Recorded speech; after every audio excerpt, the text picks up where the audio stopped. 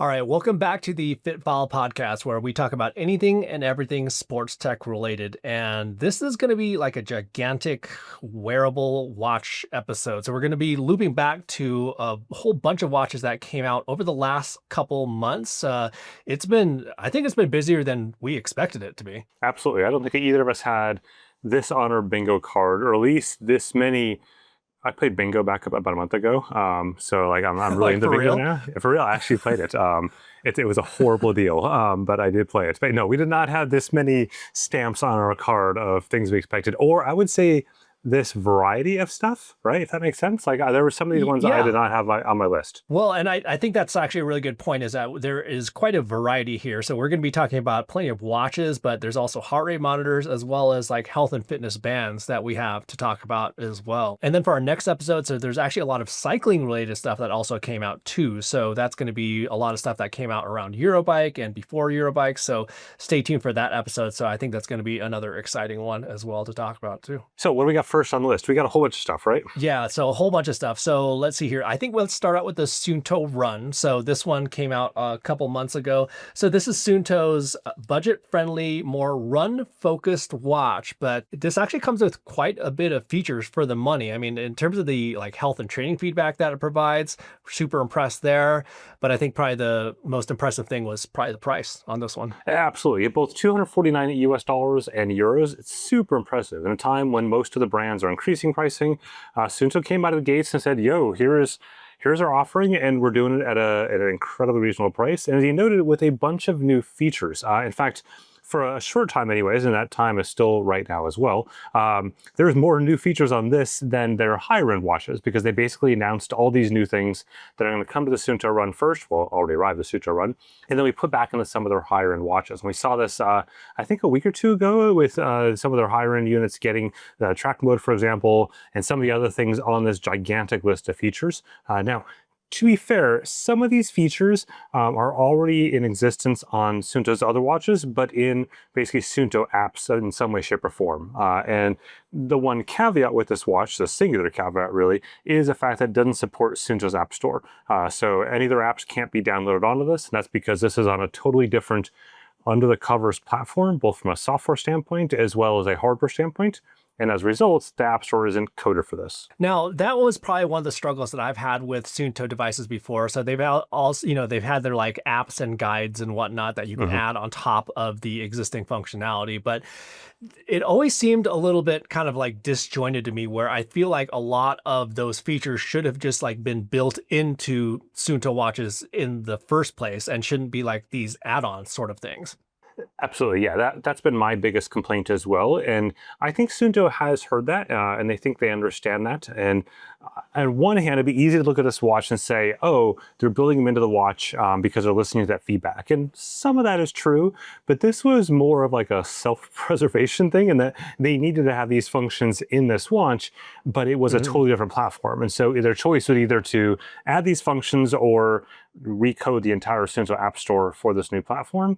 And at this point in time, or at least when this came out, they hadn't decided whether or not this new platform would be the platform going forward for all their future watches, right? In other words, would the Suunto Race, the Suunto Vertical, et cetera, those, V-Nex versions of those watches be on this new underlying hardware and software platform, or would they stay on their existing platform? And part of that was, to Suunto's credit, really deciding whether or not this new platform met their expectations in terms of performance, battery life, and all the different kind of things before they committed to it. And so I do actually appreciate Suunto saying, you know what, we're gonna try this out on this budget watch, see if it works, and then if so, we'll keep it for everything else. If not, we'll figure out a new course from there. So it's going to be doubtful that they're actually going to backport this to their existing Race Vertical and their Race S, right? So those are probably going to stick with the existing platform, and then it's really a decision for the watches moving forward. Exactly. Yeah. This is really about a forward-looking decision for any new hardware down the road as to which hardware side of things it would adopt. Which doesn't mean they'd be abandoning any of the previous stuff. It's just a matter of really comes down to that App Store, and would they spend the effort to put that App Store on those newer devices? If so, then Suunto is basically saying, we'd probably go ahead and maybe add it back to the Suunto Run as well, right? Which would be cool. Like a year or two from now, if that were to happen, then the Suunto Run could actually get a huge boost in capabilities because it would be getting all those new features. Yeah, I think the only thing that was really missing for me on this watch was no power meter support for cycling. That was pretty much it. But other than that, I thought this watch was fantastic for the money. And I don't know, going along with the Race S that they came out with, which is also a really good deal. I mean, Suunto is not just crushing it on price, but I think for, features for the money at this point, where it's tough to go wrong with Suunto watches. I think probably the one thing I would still love to see some improvement on is going to be the heart rate accuracy, where, I mean, this was decent. And I think that was probably in part due to the fact that it's a small, lightweight watch. So it's really not going to move around that much on the wrist. So that was like, I think very much the same with like the Race S versus the original Race, where, you start to see better accuracy as the watch gets lighter. And, I saw some pretty good accuracy with this as well. But I think that's probably still one of the big things that I'd love to see them improve on with future watches. Definitely, yeah. The heart rate accuracy wasn't awesome, but land-based GPS accuracy was great for me. Swimming, open water swimming was still not amazing. Not horrible, but not amazing either. But overall, it's a running watch, as the name implies, so I'm not like super fussed about that. And overall, a very, very strong watch. Yeah, I mean, Suunto crushes it when it comes to GPS accuracy, at least on land, for all the stuff I test, because I don't usually go in the water unless it's a hot tub. So, all right, so that's the Suunto Run. Good job, Suunto. Definitely like that watch a lot. Next up, we have the new Forerunner 570 and 970 combo release. There's actually one more release alongside this one too, but with the 570 and 970, I guess starting out with the 570. So the 570 is actually the successor to the 265. And in terms of like the whole numbering scheme and stuff like that, I think Garmin's definitely getting better with their numbering schemes moving forward. But, then they throw stuff like this in the mix, which makes things confusing. So, just to give some context, the 265 was their mid-range running watch. And then now with the 570, this is their new mid-range running watch. But I think the price tag kind of is going to redefine what mid-range is at this point. So I think, let's see, with the 570, it runs $550, which was a $50 increase over the 265. And it does come with more, but for consumers, mid-range is $550 mid-range, No, it's not mid-range. Not for a running watch, like for, I don't know, something else, well, a category, sure, but not a running watch, like fancy headphones, I don't know, something, right? But it's not, and I guess that's the challenge of that. So if you look at a Garmin's naming scheme, as you kind of alluded to there, the 200s was always a mid-range. The 100s was budget. The non-100s, like the 55, et cetera, was ultra budget. They're just getting into it, but they haven't really upped that in a while now. And then you had, at the upper end, you had the 900s, which was the high-end equivalent of effectively, everyone kind of jokingly calls it the Plastic Phoenix, right? And then in the past, they had something like the 700s, like the 745, et cetera, that sort of filled in that gap, where really the 500 is today. And that might sound totally logical to me and you just explaining that, right? And I think it is to a certain degree, but it goes back to just how complex Garmin's entire scheme is for models and names. And the funny thing is, like, you and I have both sat in meetings recently where people in the know have explained this numbering scheme to us, right? And when they explain it to you, it's like you're sitting at some like nuclear, physicist conference and everything sounds great. You're just all smiling and nodding and you're like, yeah, I totally get that. But in the back of your brain, like if you weren't part of this whole industry, all you would hear is like squawkity, squawkity, squawkity, right? Like it doesn't, it's just, I can't get around it sometimes because it makes sense. I get it on paper. When you outline it all, you're like, okay, I'm with you, kind of.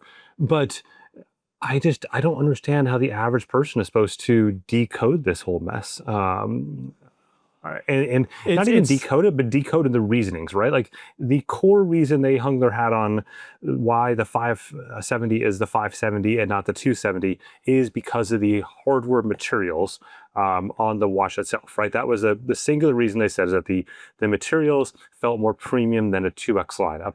We will set aside the fact that all their competitors in that $300 price point have the same premium materials. Okay. But how do you explain that to someone that looks at that watch, right? And it looks at it visually and goes, that's a plastic watch, right? That's a plastic It's bezel, that's this and that. Yeah.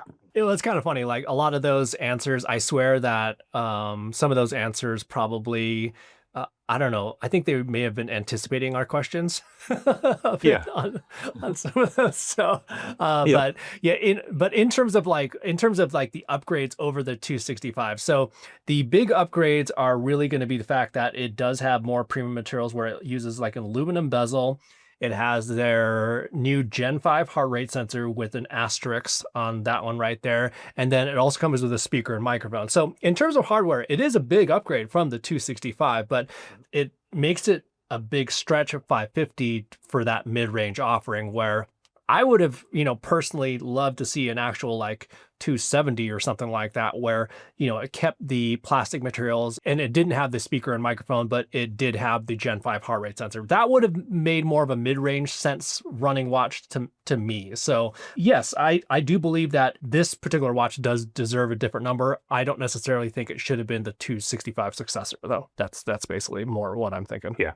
And it's also just of note as well, the fact that Garmin at some point decided it wasn't going to be the 270 anymore during development, right? Because there was a YouTube video that was out there recently that showed some drawings and stuff behind the scenes at Garmin's headquarters as part of their launch day efforts.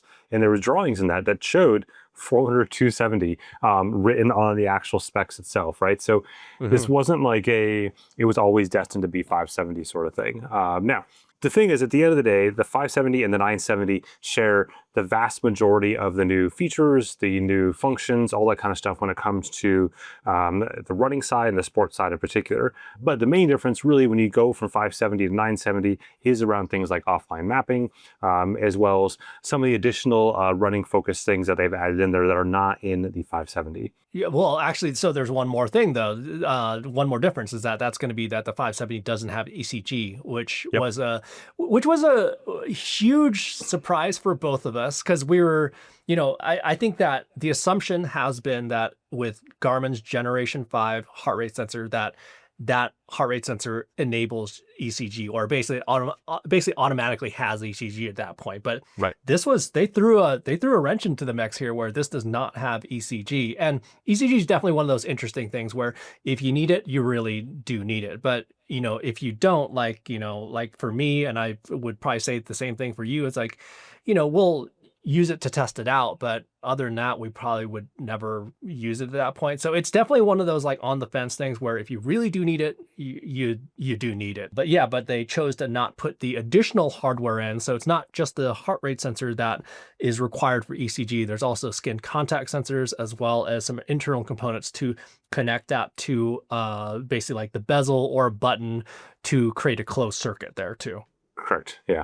And I can see how they get to these sort of things, right? I can see how they would say, hey, if someone is valuing that ECG component for medical reasons, because there's a medically certified ECG, feature there, then they are probably willing to pay an extra $200 to $300 for that feature, right? Like I can see their thinking in getting there.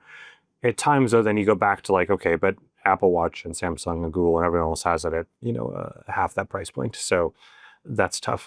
But the good news, though, at least with this, is that on the 570 970, they are sharing the same common OS across the board. In fact, that's not the only watch that we see that with. We see that with the Venue X1 that we'll talk about later on. We're seeing that with kind of the Phoenix 8 as well. And this really started the Phoenix 8, and then these watches are all kind of coming behind it. And we're finally seeing Garmin landing on what is largely one cohesive operating system for most of the wearables, setting aside Instinct, with slight user interface tweaks for each one.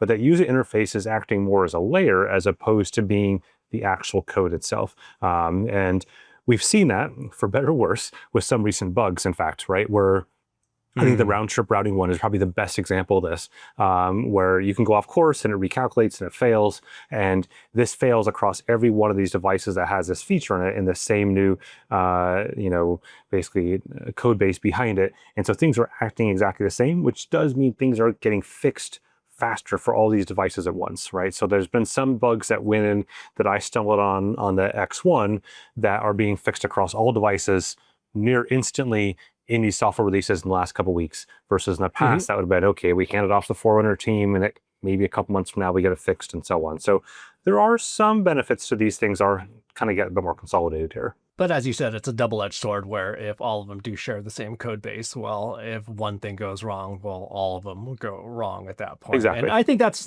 one of the drawbacks with Garmin devices where, Garmin devices, they arguably have the most features out of any other watch on the market. I mean, that's pretty much a fact at this point. But when one of those things does go wrong, well, it certainly could have snowball effects on the rest of the device itself, as well as like all the rest of the other devices in the same family or things that share the same code base as well. Talking about the same family, so we can now talk about the 970. So this one was pretty exciting for me because it came with a lot of features that I was really looking for in this sort of form factor. So they brought all these same features from the very popular 965, and then they added an LED flashlight, dedicated LED flashlight, just like on their Phoenix range, as well as their Instinct 3 range.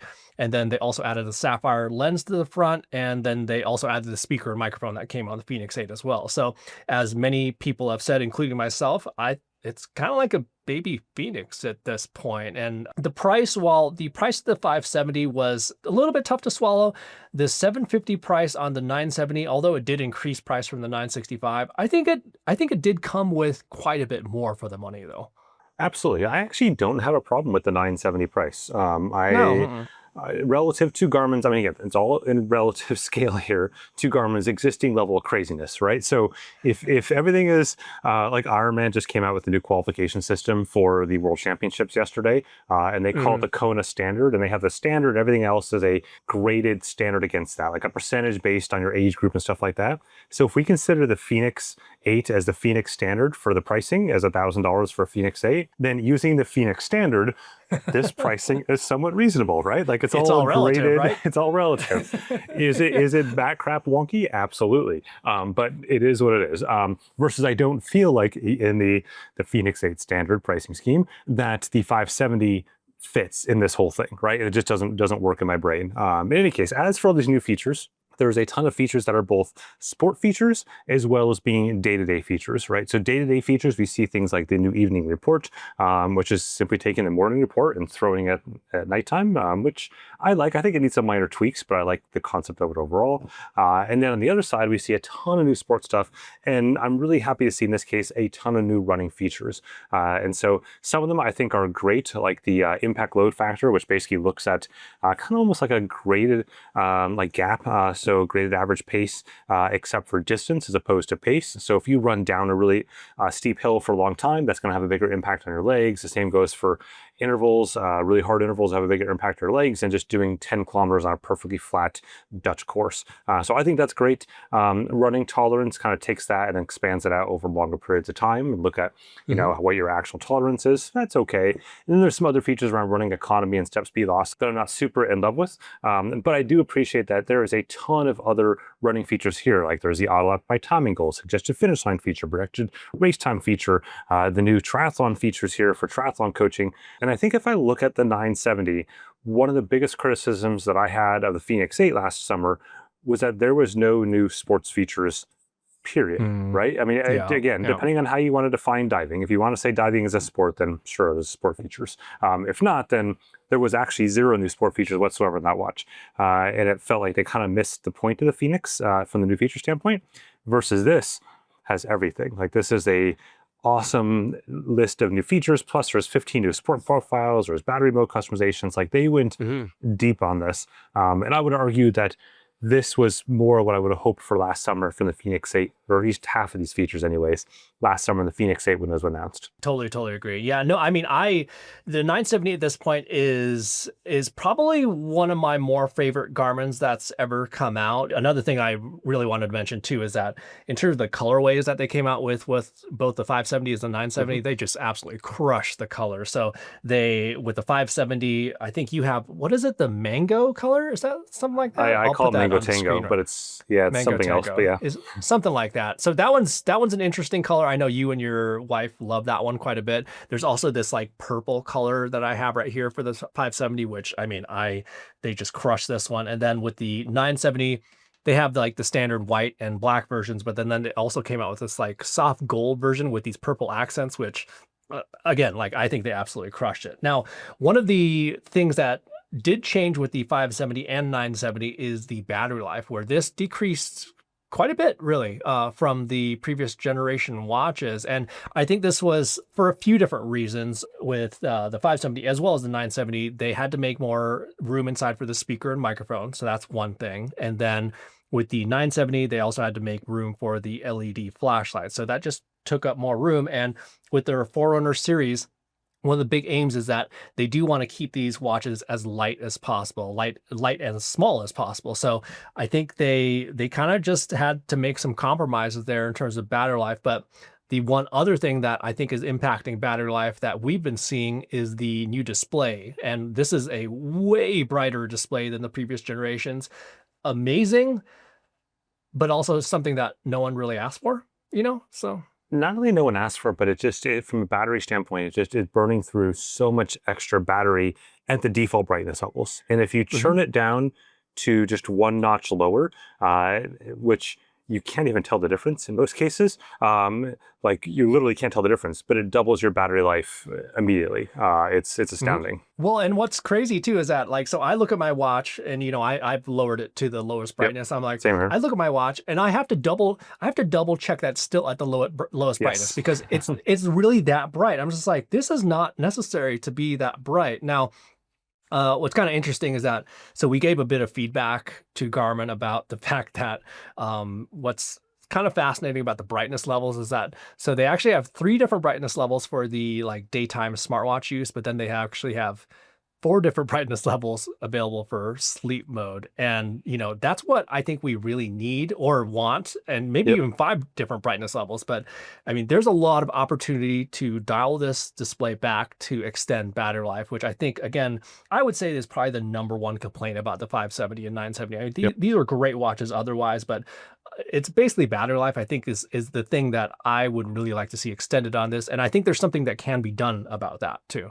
Totally. And when you say we gave a bit of feedback, we talked a lot to them about this battery thing, to the point where I think they were like, please stop talking to us, go off in the woods and get eaten by a bear. Because we were at a media event about it, and that's all we talked about. But I think mainly because it's such an own goal, right? In my mind, so many of the comments, like you just noted about the 570, 970, have been on battery life.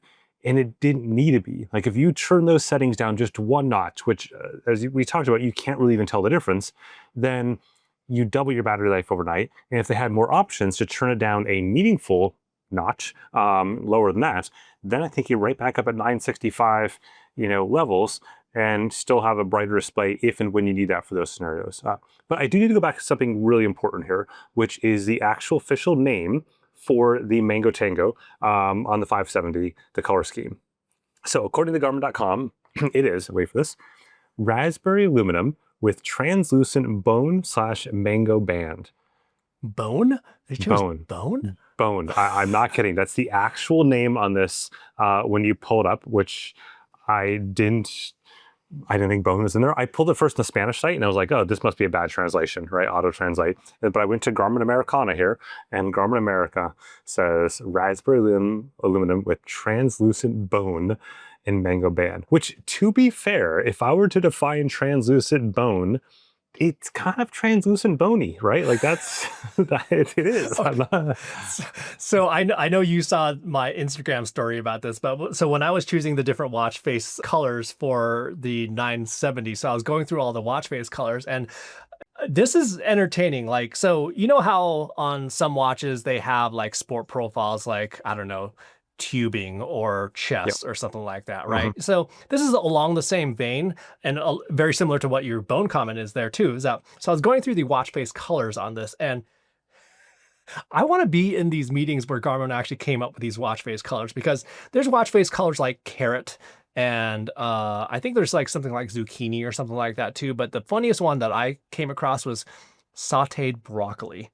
Like, how much time did they spend debating about these color names? Like, I mean, but the question is, was it legitimately sauteed broccoli? Like, did they have like a? It was not. You know what? I'll do another Instagram story about that. Actually, I'll saute some broccoli and just do a side by side comparison. Yeah. Anyways. Okay. There we go. I think that's. All right. That's So your tangent. breakout TikTok moment right there.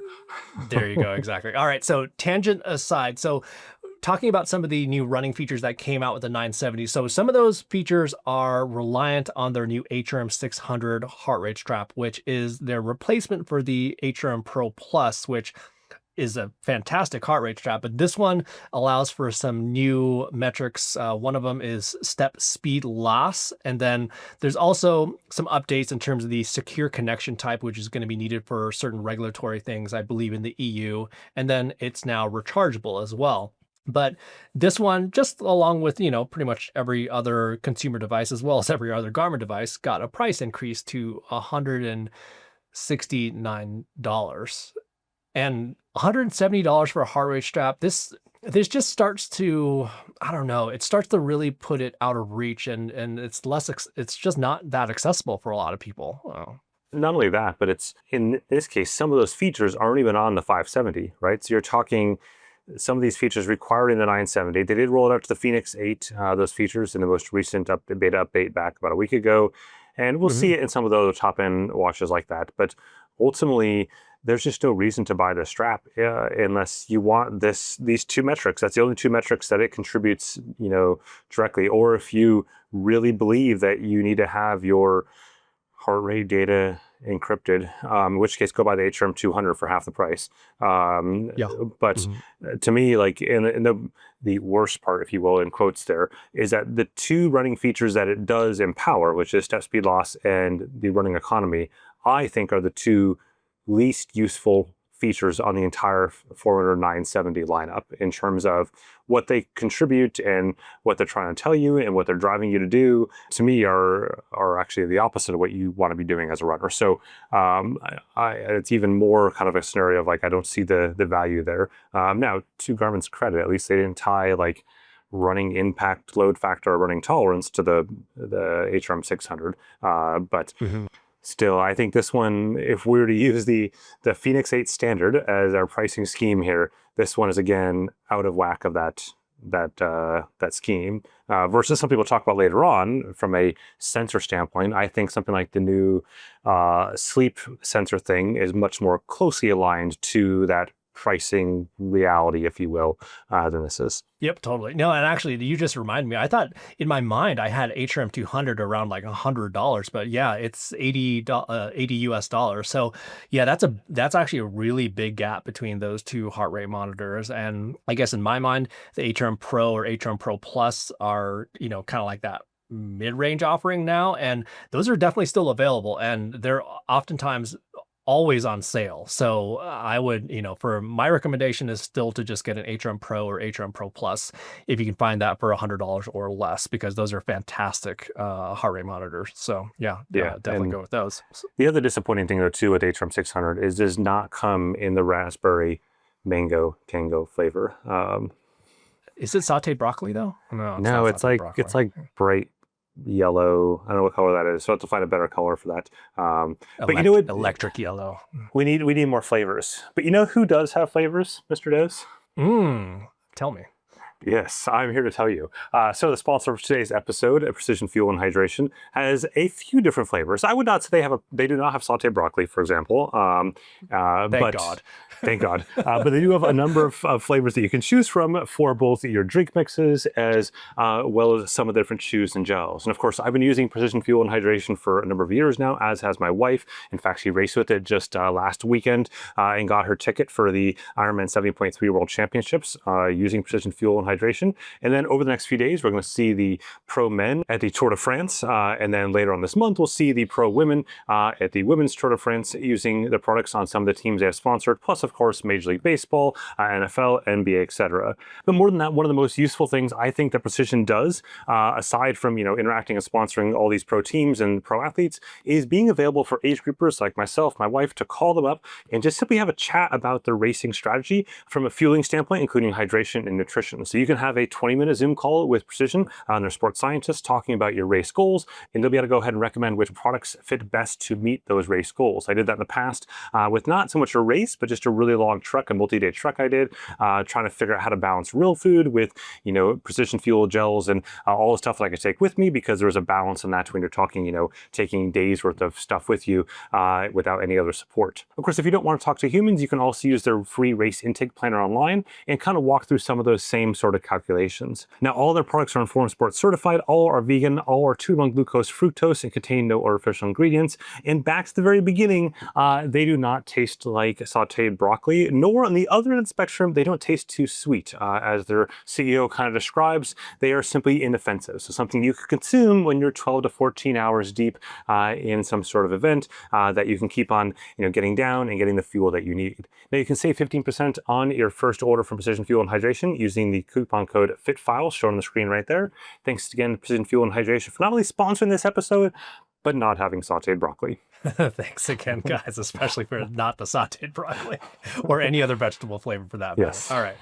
So next up, let's talk about the new Polar Grit X2. Not the Grit X2 Pro, but the new Grit X2. So basically, this is their smaller version of the Grit X2 Pro. And you could think of this two ways. So you could think of it as a smaller version of their X2 Pro, or you could think of it as a more durable Vantage M3. That's basically about it. I mean, it did come with their new 4.0 software, which came with some new features. But yeah, this is basically another watch that's kind of like going along with Polar's strategy of having the same essentially software platform across all their watches. And then there's going to be hardware differentiators in terms of like durability, size, and so forth. But that was basically about it with this watch. Yeah, I would say I want to point out that I'm a huge fan of Polar's concept here in terms of theoreticals of having the same software platform across all their watches and being able to release software to all those watches, right? So the idea behind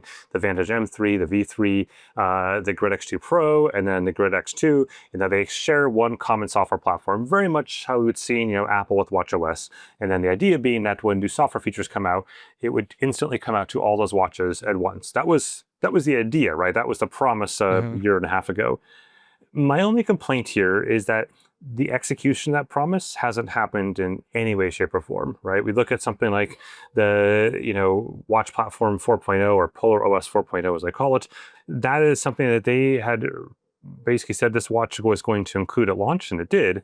But that was also something, all those same features they promised back in January when they said it was going to get delivered to all the other watches, and it never ended up happening until now-ish, right? If I look at Polar, I like their hardware differentiation strategy here, setting aside the pricing for obviously the Grit X2 Pro side of it, but this one without the Pro, I think the pricing is perfectly fine. I think the pricing for their M3 is perfectly fine. All that's great, good job.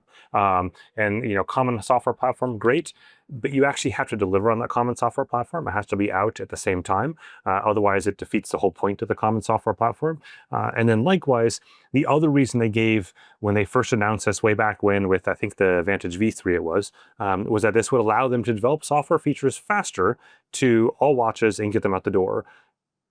And we haven't seen that. In fact, I would actually argue if we did the paper math on this, which we are not going to do because that just would get too distracting, too many squirrels there. I would argue they have released less software features since going to this platform than they had in previous years, right? If we were to average out, 8 or 10 years worth of new software features, we've now seen less on the new platform than we would have had on the old spaghetti at the wall platforms. The pace of development is it's just not in line with the other platforms out there at this point. Like, we saw Suunto redevelop a platform for their Suunto Run, and I think they've been adding a lot more features at a really good pace, but Polar's still they're struggling, I believe, in terms of the new features and what they have available to offer. Now, the other interesting thing about the Grit X2 was that they have not released this in the United States. So it's I think the press release said it's available globally, ... except for the US. And I think the unfortunate reality there is tariffs and how variable they are at this point. Now, with the tariffs, though, there are some exceptions with some smartwatches and whatnot. So was this just Polar deciding to not advertise a price at this point versus just putting it out there with too high a price? And one more thing I'd really quick before I jump in there is that with the price of their Polar Grit X2 Pro, so this was something that I looked up after after they gave me the announcement of the fact that they weren't releasing this in the US, but the Grit X2 Pro, well, that jumped in price. I believe the original price was $750 in the US, and that jumped in price to $885 in the US now. So there's some adjustment there, but again, like I'm not super familiar with the exemptions that are going on with smartwatches and how this Yeah, actually affects it.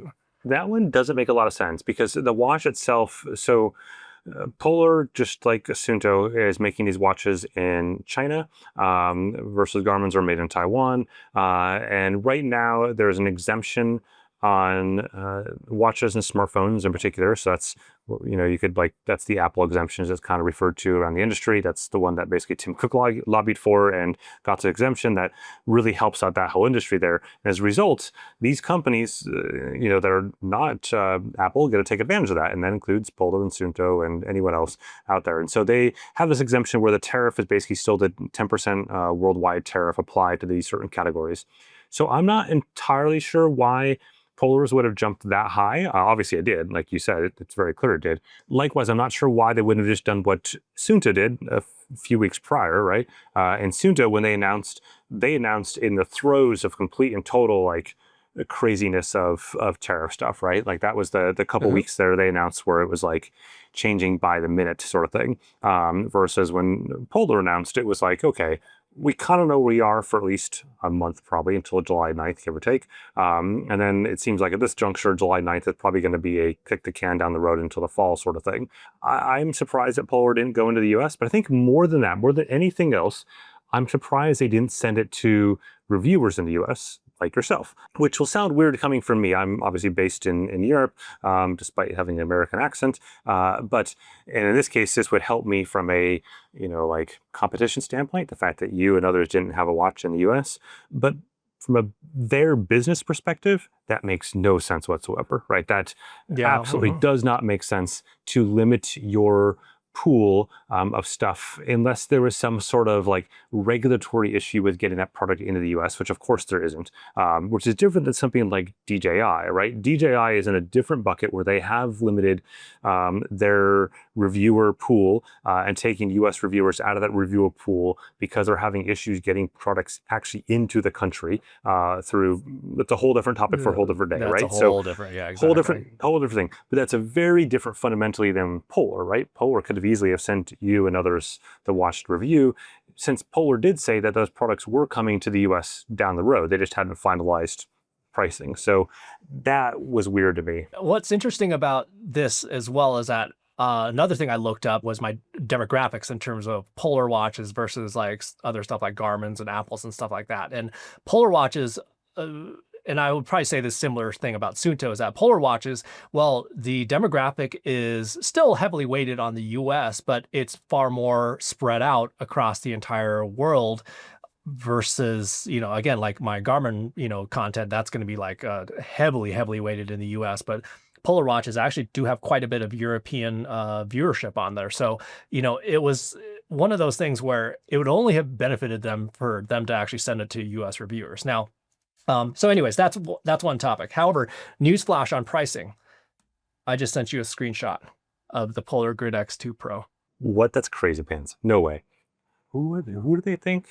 Who do they think they are? Wait, what? So okay. Also, anyways, the new? update on It says new. I mean, this was announced like a year ago, wasn't it? So yeah, I mean, that's do me a sanity check, right? So Grit X2 Pro, and then they have the Grit X2 Pro Titan down below that. Like I said, I took screenshots during my Polar Grit X2 video of the pricing before, after, and there's obviously the internet Wayback Machine and stuff like that. So like I said, they went from $750 to $885 at the time of the Grit X2 announcement, which was about a month ago. And then today, the Grit X2 Pro is $1,000.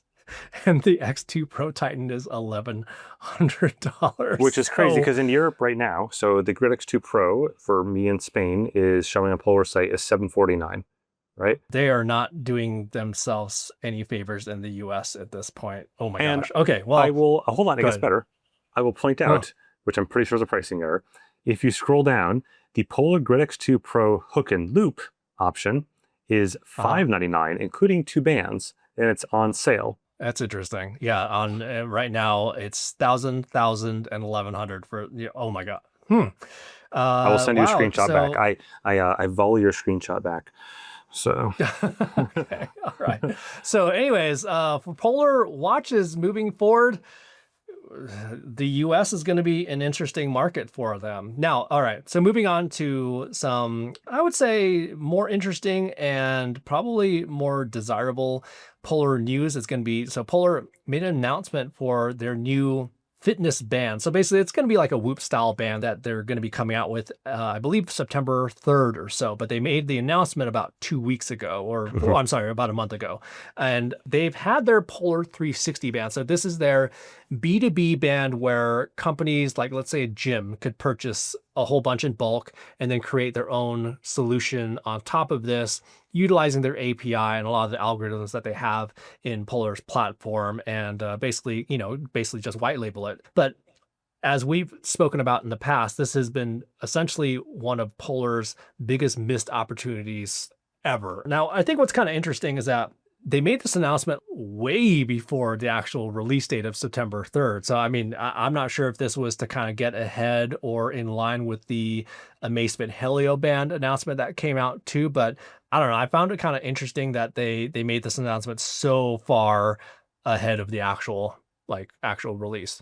yeah, no, it's to me it was odd. I think odd only because there were just slightly slim details there, right? Like at the end of the day, they only gave us 3 bits of information here. 1, the date you mentioned, September 3rd. 2, that it would be a screenless activity tracking band for sleep, daily activity tracking, and fitness tracking. And 3, most notably, no subscription is required, right? Those are the 3 pieces they included in their press release. Nothing else beyond that. So we don't know the name, for example. And when I asked if they can confirm the name or if they can confirm it was the existing 360 band, they basically said no comment. To me, that's a little bit of a miss, like a little bit of a not understanding PR and understanding, solidifying Google search engine stuff, right? They could have done that ahead of time and basically started to build out that empire of things that people are searching for, especially in light of the Amazfit Helio band, as well as, of course, the Whoop drama of the last few months.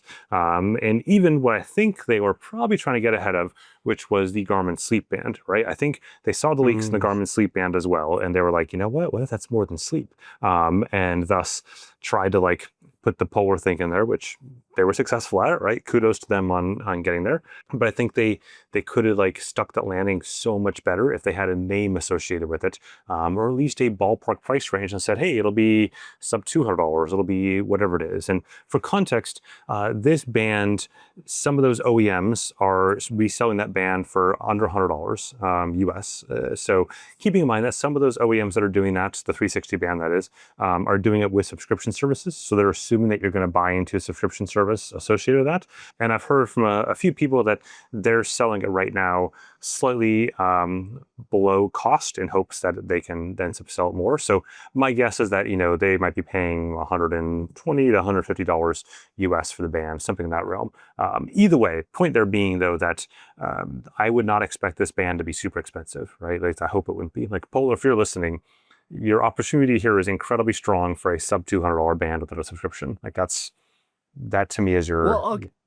Oh, so we've discussed this privately in the past, but the pricing for a band is tricky, right? Because in terms of what we think of, all right, so we have, this sort of simple band sort of thing. And it's everyone knows that the cost of something like this from a material standpoint is very small. Right. It's really, really small. But the cost in terms of making money, especially over on the long term, that's definitely tougher if you're going to sell this at one low price point and never recoup any recurring revenue on top of that and be able to actually keep on making money on it. So, in this sort of case, I would anticipate just kind of like Amazfit's Helio band, where I think that you'll get a lot of core features for free, but I would anticipate that there is an optional subscription on top of it that will get you more advanced features. And Polar already does have this sort of in place already for their watches, where they do have their subscription-based fitness platform too. So, that's what I'm anticipating. So the key wording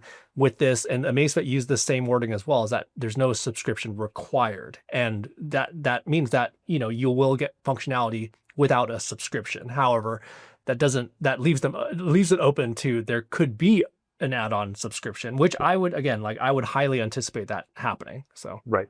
And I think you also keep in mind too that if you look at companies like Whoop, they're making a ton of their money, not just on subscription, but on all the accessory bands and things like that, right? That they're totally. charging huge amounts of money for that Polar could get into. That Polar today doesn't mostly do, right? Like they've got a couple bands and stuff like that, but not anywhere near the realm of what Whoop does today. Well, and that's ultimately my number one complaint about Whoop is that, I mean, if you're not paying them, you can't use your device. Like I'm sorry, but that's just really, really rough. And, you know, quite frankly, it creates a lot more like consumer waste at that point too. You know, it's like, you know, if somebody doesn't want to use the device anymore, well, it's basically, it's not really of much use at that point. So yeah, so pretty interesting to see where Polar is going to go from here. So definitely stay tuned. So next up in terms of band, we also have to talk about the new Garmin Index sleep monitor. So what it is that they put their Gen 5 heart rate sensor into a little pod that lives in this little band right here. And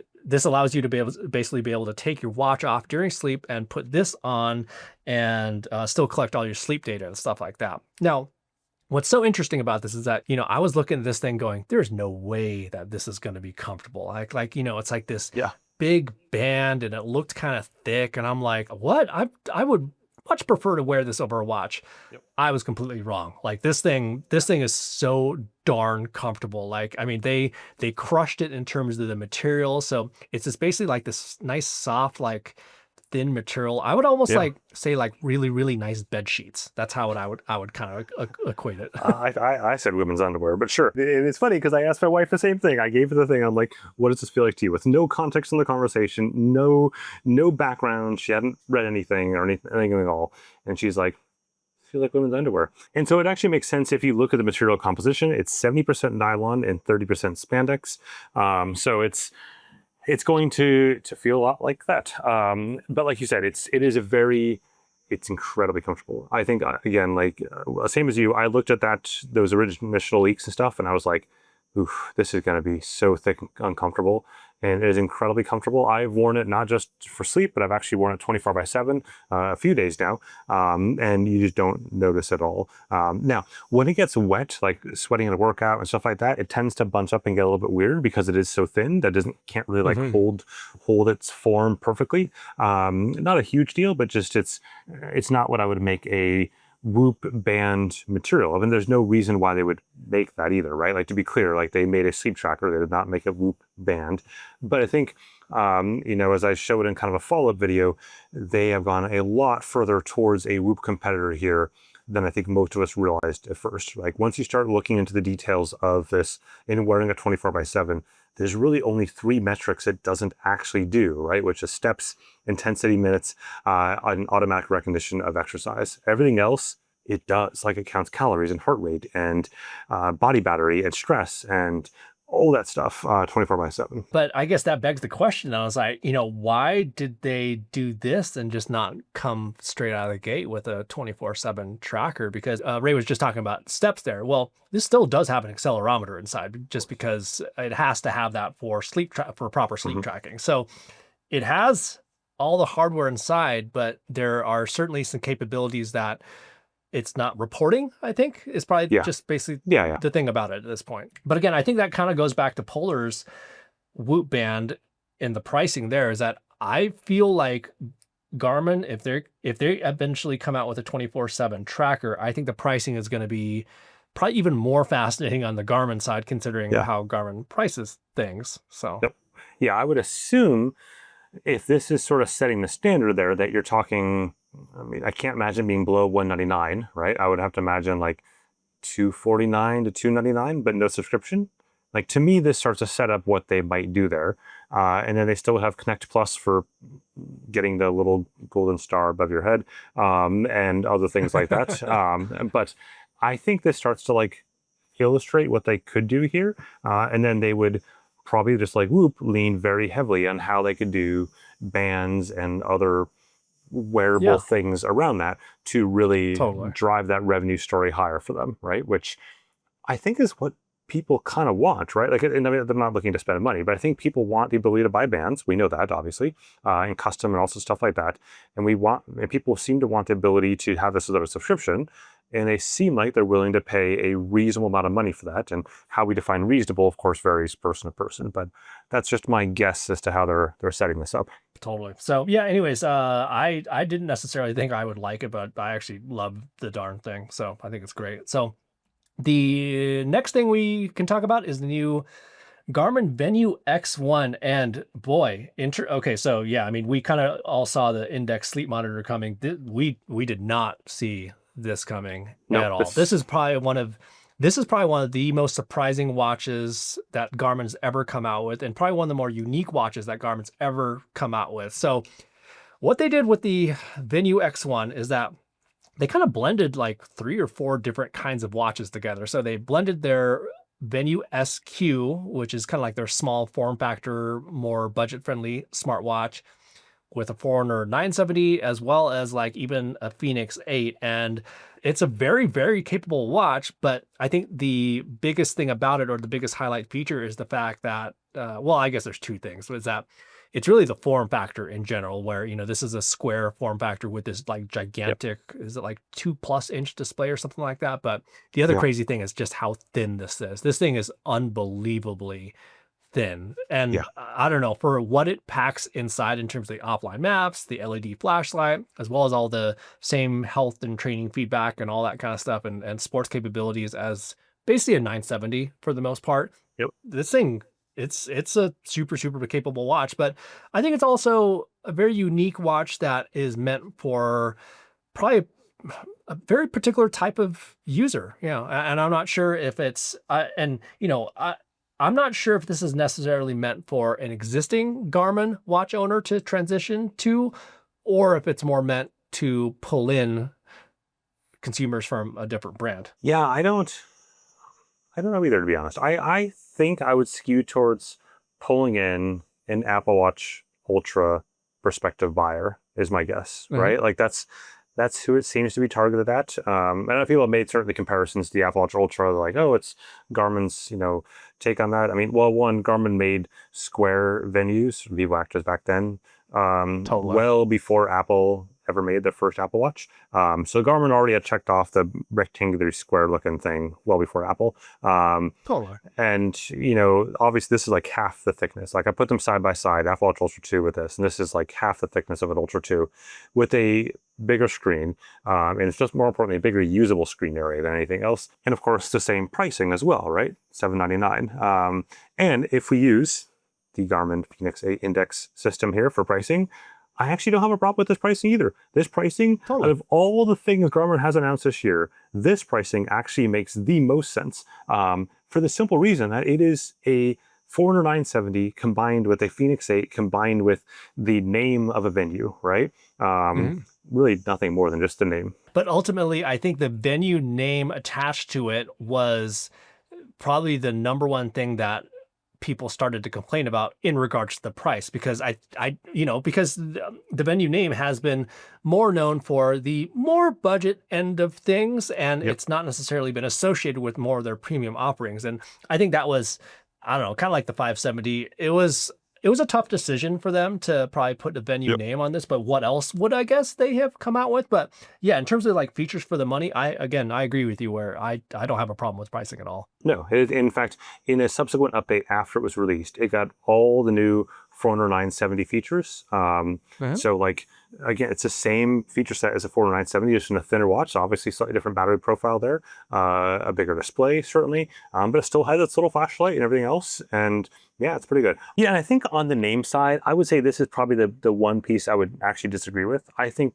the name Venue X1 is harkens back to our discussion at the very beginning of the episode on the whole 570 thing. X1 means nothing to anyone walking into a Best Buy or other store, right? If you had said Venue Pro, that would have made a ton of sense. I think saying like Venue Ultra would have been like a little bit too on the nose for Garmin, but I think Venue Pro would have aligned with all their existing other naming. It might have been Garmin's first opportunity to actually have Pro mean something, right? Where it wasn't just a every other year sort of thing that they do on Phoenix and whatever else. And so to me, Venue Pro would have been so perfect of a name versus X1 reminds me of, well, people that know in the Garmin world would know it's like the bow sight stuff for like, bow and arrow type stuff. Yep. And so that one made no sense to me whatsoever, and doesn't really convey the fact that this is a pro level device just with the Venue name. I think the interface on this thing is really going to be the thing that differentiates the user of this watch, where this watch uses a 2-button interface and you do have to rely on the touchscreen for quite a few features on this, where their 970 and Phoenix range have a 5-button interface where you can do everything with the buttons, where with the Venue X1 you do have to use the touchscreen. And I think it's going to be a limiting factor for a lot of people. The other limiting factor though is going to be the battery life. And again, this is kind of similar to a Apple Watch Ultra in that case, where if you're going to be using the always on display, that's going to get you around 2 days of battery life. But kind of going back to what we were talking about with the 570 and 970, this display is just as bright as those watches. I'm not sure, maybe even brighter, but it's too bright. It's too bright. Yeah, again, I turn mine down and I'm getting, depending on how much workout I get between 3 and 4 days roughly, and always on configuration, right? Which is more than I've been wearing a side-by-side with the Apple Watch Ultra 2, like not side-by-side, but one wrist and the other. And I'm charging the Apple Watch more frequently than I'm charging the Venue, but not, like massively so more frequently. And again, using always on both of them and otherwise the stock settings. I would love to see more brightness levels on the Venue X1 to be able to pull that down more. Because like even right now, this is the lowest brightness level, and you'll be able to see this. Yeah, I could see that. It's astounding how bright this is. Yeah. Just complete and total overkill. I don't need this bright. I'm not, even in the bright sun, I live on a sunny island, and I don't need this level of brightness. It's just, it's overkill.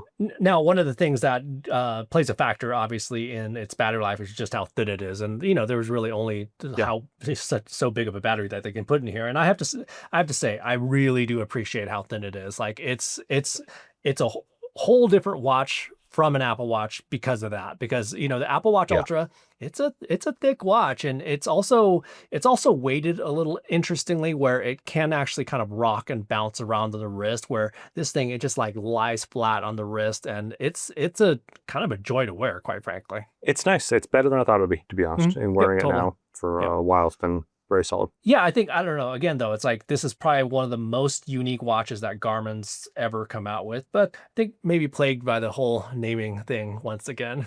So yes.